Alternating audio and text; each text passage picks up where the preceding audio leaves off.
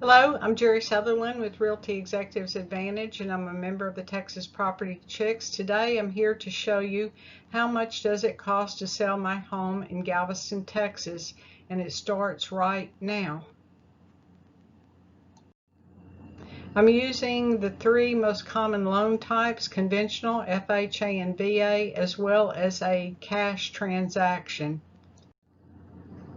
The standard real estate commission in Texas is 6%. Some realtors charge just a little bit more.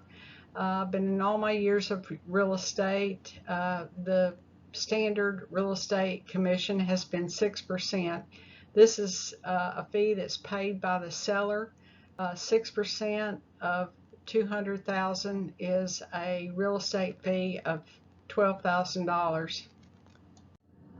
Title policy. The title policy based on $200,000 runs $1,359. It's a fee that's paid by the seller. The cost of title policy is regulated by the state of Texas, and it's based on the sales price of the home. Property taxes. With annual property taxes of $3,000, you take $3,000 divided by 12 months in the year, and then times 5 months. The seller has remained in the property for 5 months, and so he's responsible for January 1st through May 31st, and $3,000 divided by 12 times 5 is $1,250. Seller contribution.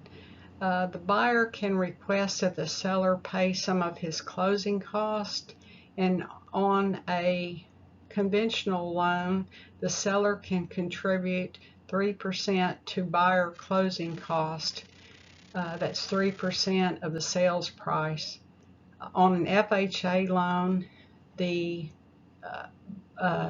buyer can request that the seller pay up to 6% of his closing costs. That's 6% of the sales price. Escrow fee. Escrow fee is the fee that the title company charges to draw up the closing documents.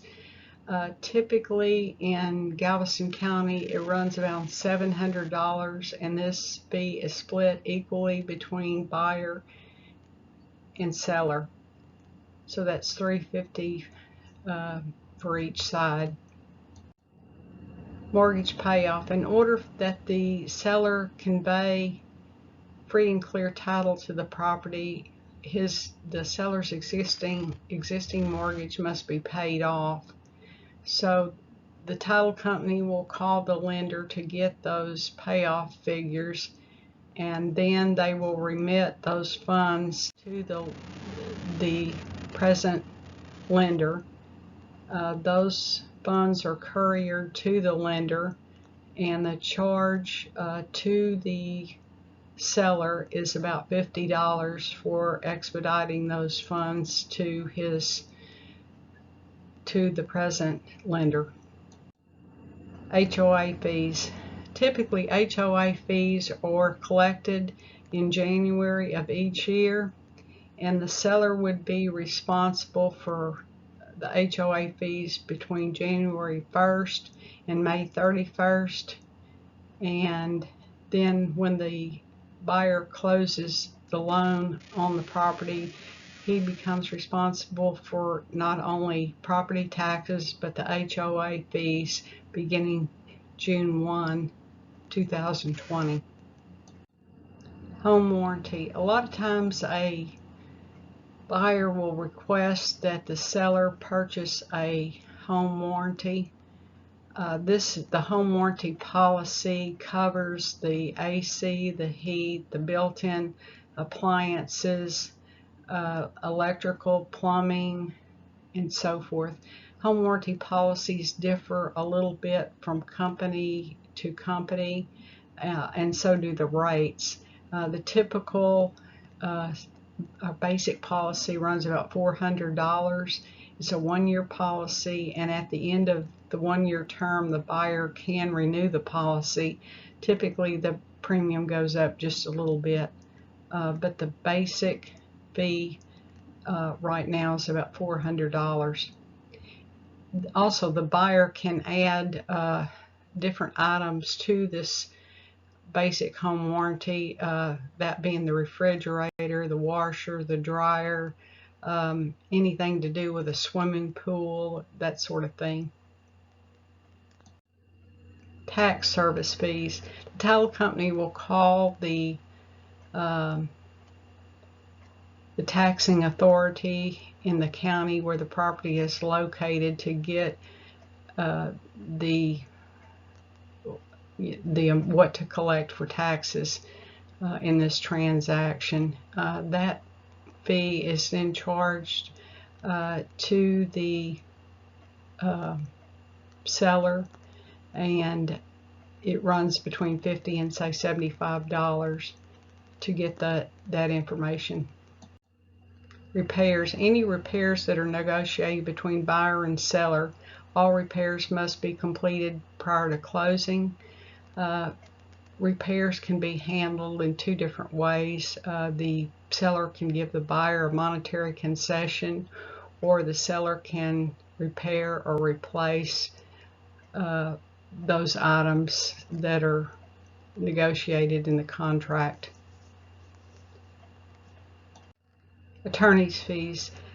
The attorney's fees run about $300. These are title company attorney's fees that draw up the documents for the closing. Sometimes they're asked to prepare special legal documents that need to be done to close this transaction. Loans. Seller can contribute to buyer closing costs up to 6% of the purchase price of the house. This means that the seller can pay buyer lender fees, property taxes, homeowners insurance, escrow fees, and title insurance.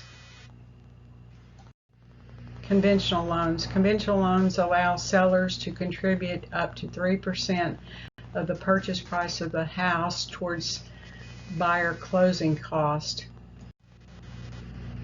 There are certain fees that a veteran cannot pay on a VA loan.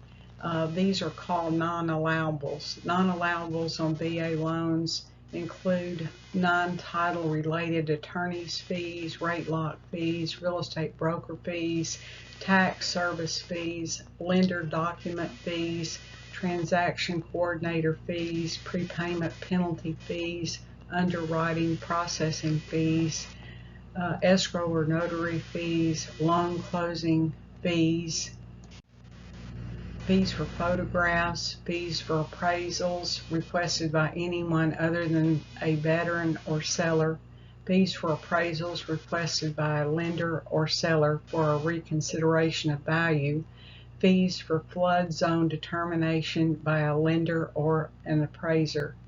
Note: for VA buyers, the bottom line is this: lenders cannot charge a veteran more than 1% of the loan to cover loan origination and processing fees.